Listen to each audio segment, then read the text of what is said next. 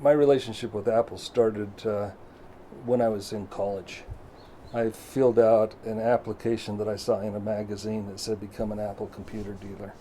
And nobody came to see me. I just filled in the application. They sent me a letter back saying you're approved. This was 1978. And so at the time, my first order was, minimum order was 6 Apple IIs. And that was before the floppy disk drive was created. Had to hook them up to a cassette recorder to make them work. And it took me about 8 months to sell those 6 computers because it was so early that nobody wanted to do anything with it. But that was the basis of my Apple computer dealership here in Logan, Utah. And I ran that until 1984 when they came out with the Macintosh. And in 84, it was difficult to sustain that because most of my sales went to Utah State University here locally. And in 1984, when they came out with the Macintosh, they set up the bookstore as an authorized dealer, so all those sales dried up. And I thought, now what am I going to do? Well, in the meantime, we had been selling some Apple III utility software that we developed ourselves. And I also knew that they made a comment that everybody who had an Apple III on their desk in Cupertino, they wanted those Apple IIIs gathered, and they wanted to replace them all with Macintoshes because that was the future. And so I knew they had 3,000 plus employees in California, so I contacted them and asked them what they wanted to do with all those Apple IIIs, and they said, I don't know, what's your plans? And so I put a mail order catalog together, and I sold a couple of them. And I'd call them back and order some more, and I'd sell those, and I'd call them back and order some more. And finally I called back, and they said, the guy that you're ordering them from is in prison. He was keeping the money. And so I needed that business. That was my only source of income. And so I hopped a plane to California. And when I got there, they introduced me to a really nice guy named Jim Volkmar, who's still my friend today. And he said, what's your plans? And he basically just listened to what I had to say and supported it, and ended up giving us about 3,500 Apple IIIs on consignment. As we sold them, then we'd make a payment to Apple. And Bill Campbell called up one day and he says, you must be doing a real good job because we give your phone number away every single day and they never call us back. And I think he was just trying to butter me up because he says, now I want you to take these leases. And I was a whole lot less familiar with the Lisa than I was with the Apple III. I knew that we had a lot of service challenges with the Apple III, and I read about how many challenges we were going to have with the Lisas. And, but it was a consignment deal, so I didn't see that there was a whole lot of risk in it, and agreed to it. And so it had to be late 85 or early 86 when they said... So it probably was either they were just about to cancel it or... Yeah, let's send you a whole bunch of leases. Okay. And so for the first few months of the Lisa project, we had some serious challenges. The Twiggy drives wouldn't function. The widget drives were nearly universally broken. And so here we had these computers that basically would not function because they didn't have drives. And so we paid to find out a way to come up with a SCSI interface so that we could put a SCSI hard drive on it and eliminate the widget hard drive. And they had already come out with the 3.5-inch floppies, and so we just pulled any Twiggies that we found and replaced them with the 3.5-inch floppies, and that worked out fairly well. The aspect ratio, where it wasn't a square pixel, it was elongated pixel, was a fairly simple fix because we just had to burn ROMs so that we could replace that aspect ratio. And, that kind of made them sellable, but they had MacWorks as a bootable environment so that you could use your Lisa like a Macintosh. And that's where all of our demands were. They wanted to use the Lisa like a Macintosh. And so we set out on a project to try to figure out how to improve MacWorks, call it MacWorks Plus, so that it had the functionality of a Macintosh Plus instead of a just the 128K Macintosh that was available in the first one. So that was really quite an effort, and we got that. It was successful. It worked, and that's when the sales really started rolling on the leases. It's basically a ROM set. The ROM in the 128 Macintosh against the ROM in the Macintosh Plus. Apple came up with the ROM for the aspect ratio and MacWorks, and XL, MacWorks, right. but to do it on the leases that we had, we burned ROMs, just in a ROM burner, and made that modification on the leases that we sold. Yeah, it didn't really matter to us if we called them a Lisa or a Macintosh XL. We always pushed the fact that with MacWorks Plus, what you were buying was a big screen Macintosh, and that's kind of where we found our success. The whole idea of selling used and reconditioned Apple equipment, first the Apple III and then the leases, we later started buying wherever we could buy and sell them as used. But it was kind of a difficult business model because the demand was for new and current models. And most people called us up and they wanted to buy a used, new and current model, which was impossible to come up with. So the only thing that we could do was sell what we had. And I guess that's the dilemma of anything that's sold used, is that you can't do anything about your demands. You can only do what you got. And so we had a big focus on where we were going to buy product after Apple took back the remaining leases. Well, the main strategy was that we knew that demands were along the lines of current product. And so we wanted to make our products as current as possible. We would do all that we could to upgrade the operating systems and all that we could to upgrade memory or whatever else needed to be done so that they were current. In the later days of the business, we were buying USB cards so that we could add USB capability to machines that didn't have them previously.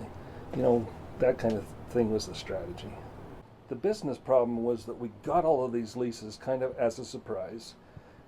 Here they come, and we didn't even have a place to put them, so we were looking for storage places around the valley so that we could store them. And then we started finding out that the drives were a serious problem, that it only emulated the old version of the Macintosh. So, we spent quite a few months at the initial setting to just figure out how to make these things sellable. And we were on path to that. It took us quite a while to do all the development that was necessary to sell them. And about the time that we got all that development done is when they recalled them and said, you can't have them anymore. It was, as a business, it was extremely difficult because there was really, the crew that showed up that day looked like football players. They were muscle. They weren't corporate executives, and their whole purpose in life was just to gather all these machines up. Now, when we received the Lisa, we just got boxes and scraps, and sometimes we'd open them up and there'd be missing pieces and missing parts.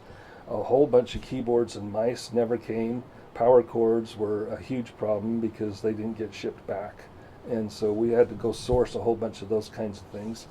And when the muscle came to remove all the leases, they wanted a keyboard, a mouse, a complete system for everyone that they took, and it left us with hardly anything that was sellable. They had a requirement to gather a certain number, and I think that the idea was that it would leave us with a few hundred. But the few hundred that they left us were so far from complete that it wasn't worthwhile. I remember about 3,500 that came, and I remember about 2,700 that were retrieved. The actual date, I have a newspaper article that I saved for this, and so it's September of 86, I think, was the date.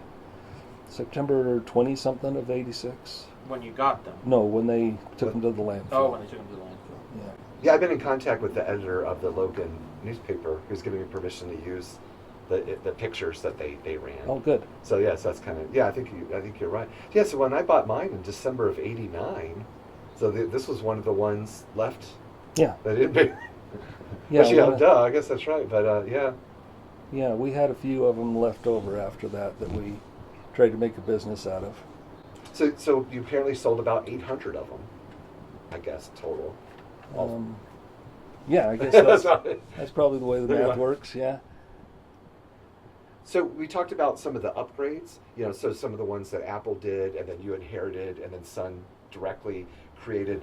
Are there more of those that you can talk about? I think, like, for instance, when I got mine in December of '89, I believe it had what you would call a Sun hard drive in it, right? Yeah, basically a SCSI drive with a board that we plugged into one of the slots that gave you the SCSI drive interface. Well, mine, it actually had a parallel cable that came out under the back, out the back, and plugged into the connector, like a blue ribbon cable that just came right underneath the back panel and plugged in. So I think it was a parallel hard drive, maybe. We did sell a few of them with parallel hard drives that way. Yeah. Okay. It was the same interface that the profile hard drive used, and so we just put that type of a hard drive inside the machine and ran the cable out and back. We became known a little bit as somebody to go to if you're interested in the collectibles. And we tried to, bill ourselves that because we felt like there was a little bit of market demand that way. But yeah, I knew that because of the rarity of them that they would have some collectible value. And it seems like the first customers that had that kind of interest came from Japan. And there was quite an interest at the point when we still had some inventory from Japanese customers. So not too many in the U.S. were interested in the collectibles at that point. Yeah, sure. I received, I can't remember, a telephone call or a letter saying that this is our inventory, we plan on taking it back. And, I didn't have much to say about it, just that I didn't own the equipment, so I just had to agree to it. But I was surprised on that particular day when the crew showed up. They showed up with bins, the trash bins that you roll in from the county landfill, and they put them in my loading dock, and they had a requirement to get a certain number of machines, and they wanted those machines to be totally complete with keyboards and with mice, and every one of them have all the memory cards, and every one of them have all the drives and everything associated with them, which was, I was complaining about that because I didn't receive these machines complete, far from complete, and yet they were taking every mouse in the house that they could find and every keyboard that they could find, which was going to leave me with, basically a box and nothing else that was compatible with it. Where was I going to get Lisa keyboards? That was a specialty item, and so that was extremely difficult. And then it took them, I think it took a couple of days to get all of them loaded up and moved to the landfill. I went to the landfill, and I could see that they were there with their cameras, and they were filming the whole thing, and they paid the landfill people extra money to actually run over them so that they were damaged in the landfill before they left, and they had that all on film. And because of paying landfill employees, one of the landfill employees thought it was newsworthy and called the Herald Journal, the local newspaper, and they sent a crew out to film and to take pictures. And so I think that without that landfill employee calling and telling the local newspaper, it might be something that never got out.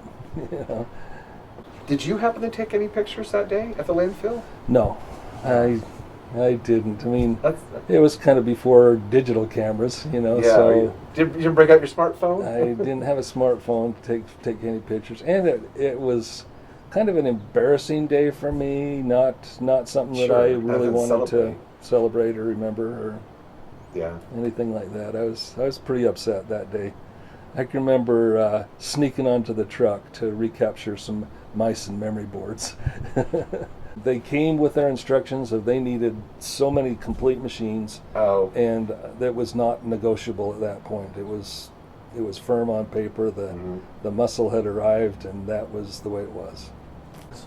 Well, somebody said something about recouping tax credits, but I don't think that made a lot of sense. Maybe they had some imports for some of the components that they could recoup tax credits for, but no, I think that this was purely a ploy to get them off the market and not to have to compete in the Macintosh world with themselves. I know that I had some other people tell me, I didn't have any direct correspondence with Steve, but I had other people tell me that he didn't like the idea that they were selling anything used. He thought that everything used was competing against the new. And then in the 2.0 world, when he came back, he wanted the color logo gone everywhere. Mm-hmm. And so he wanted every reference to the color logo removed. Were you still using the color logo at that point? Well, it was instrumental for us. We had it on the cover of our catalogs and things like that, but most of what we were selling still had a color logo. Well, my whole business was based on the concept of, you purchase this equipment, you need to keep it running. We'll help you with service parts, we'll help you keep it running. If you want to buy a lower priced version of what's in the marketplace currently, that was kind of the whole thing that I wanted to accomplish. And so, yeah, I did not like the idea that Apple was going to take money from their customers, leave them stranded. When it broke, not give them any option to fix it. I didn't like any of that kind of stuff, and I wanted to build a business that would offset that kind of an idea.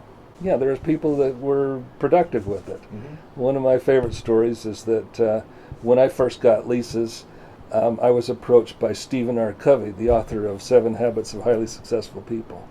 And he was interested in writing a book, and he had a seminar that he was teaching. And he said, I'll tell you what, I'll allow you to come to my seminar for free if you'll give me a Lisa. And so I gave him the Lisa. I loved the seminars. We went once a month for a year, and he assigned us a book in between each seminar, and he himself taught it.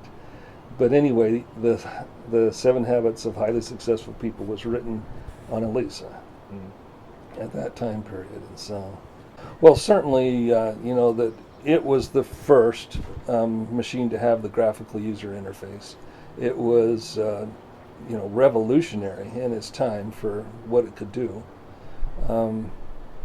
I think that it was embraced in the marketplace for everything except for its price. It was very expensive at $10,000, and so I think everybody wished that they could have one and couldn't afford it.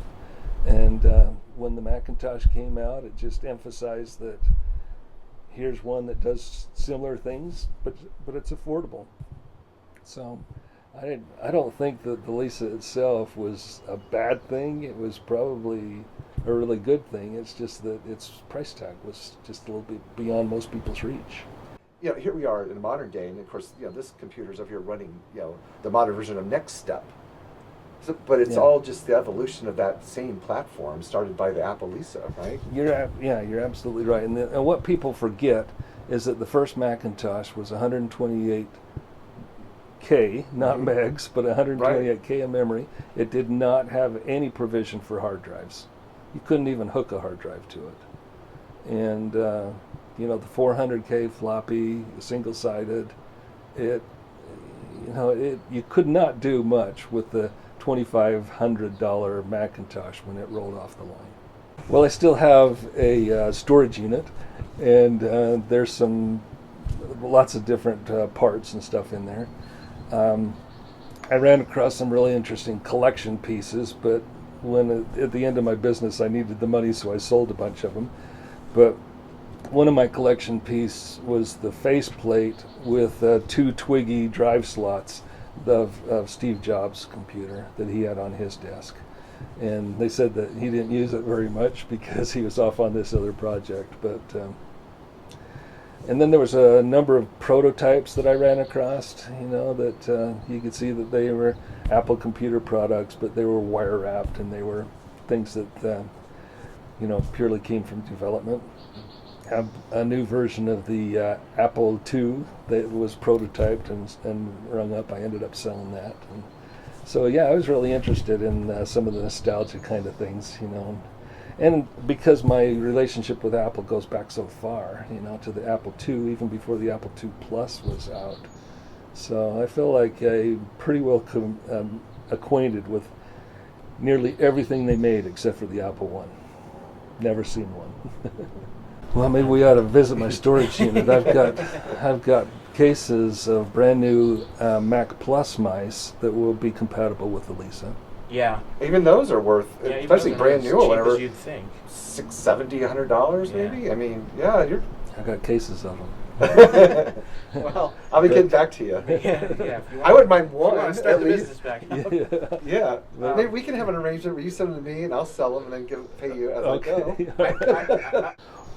Yeah, the computers that were on my desk were always out of my inventory. And I ran, there was a time when we had up to 40 employees. And most of the time through that Sun Remarketing period, I don't think I ever had less than 20-something employees. And it was a feature of working for Sun Remarketing that you got to take a computer home. And if you wanted later to bring it back and trade it for something else, no problem. It was used when it went out. It was used when it came back. You know, that's just the way we ran. We just put whatever you wanted on your desk, whatever you wanted in your home, and bring it back. We'll sell it later. I tried myself to stay with as current as, you know, if I started with a Lisa. When I got in a Macintosh 2, I traded it out. When I got something better than that, after the Lisa, we set up a deal called the University Trade-In Program, where we partnered with Apple's sales reps, and we told universities, you know, clear out your lab, we'll buy it all back, and and then the Apple guys will replace it with new product. And so we were quite successful in getting lots and lots of university pre-owned equipment. And we ended up selling nearly $100 million worth of used equipment over a 25-year period. And so it was good while it lasted. But then at the very end, it died because Steve Jobs basically said, you know, we're going to sue you for copying our operating systems. And I said, for 25 years, I've been putting operating systems on everything I've sold. I don't know what you're talking about. And he says, well, we're cutting you off as a dealer, so you can't buy parts from us anymore. And, you know, it was just one thing after another. And I held on too long and kept paying payroll too long that it ended up being a hole that I'm still digging out of. You know, so sold it to Cherokee Data, but basically all they got was my mailing list. And then they stopped doing it after a few years too. So at the end of it, when the cash ran out, we ended up landfilling everything that we had in the warehouse, except for a few things that I kept and put in a storage unit, and I've still got that storage unit. The interesting thing about that face too was that I was approached by the producers of the Pirates of Silicon Valley, and to make it authentic, they wanted that scene where Bill Gates was pushing Lisa through the crowd saying, this is what we need to build. Well, it had that face on that. In fact, I think they took the face and they used it as a mold to make a new one, and they used the new one that they created as a mold in that movie. It was really an interesting project, you know, that basically, from my perspective, is dumped with a whole bunch of machines that I didn't plan on, and then discovering over the next few months the challenges of selling them. And then subsequent to that, the development of whatever we needed in order to make them sellable, and then the demise. And so it was kind of a whirlwind ride for us. And I don't know if too many people opened them up and looked at what was on the inside of it, but it was built to be extremely easy to service. You know, you could use a thumb latch to open the back, you could slide the tray out, you could pull any card that you wanted to, drop any card in that you wanted to. You know, they don't make computers like that anymore. If you have a computer that needs service, you're forced into sending it off. And so, because it was serviceable, it gave us a little bit of a ability to sell them.